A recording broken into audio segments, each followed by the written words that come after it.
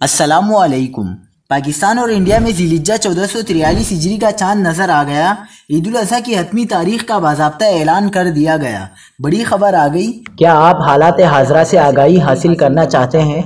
खबर के पीछे छुपे असल हकाइक जानना चाहते हैं तो अभी सब्सक्राइब कीजिए ज़िलमिल पाकिस्तान को और साथ ही घंटी के निशान पर क्लिक कर दें।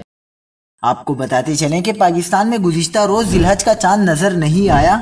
आज जुमेरात की शाम को मुल्क के मुख्तलिफ मकामात पर चांद नज़र आ गया।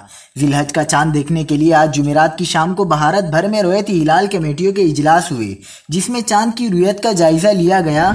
इजलास के बाद इंडिया की रोयत हिलाल कमेटियों ने ऐलान किया कि आज मुल्क के मुख्तलिफ मकामात पर ज़िलहिज्जा का चांद नज़र आने की बड़ी तादाद में शहादतें मौसूल हुई। लिहाजा कल जुम्मे को इंडिया में यकुम ज़िलहिज्जा होगी, जबकि ईद उल अज़हा 10 जुलाई बरोज़ इतवार होगी। दूसरी जानिब पाकिस्तान के मुख्तलिफ शहरों में भी आज जुमेरात की शाम को ज़िलहज का चांद नज़र आ गया है। लिहाजा पाकिस्तान में भी कल जुम्मे को यकुम ज़िलहिज्जा होगी और ईद उल अज़हा 10 जुलाई बरोज़ इतवार होगी इंशाअल्लाह।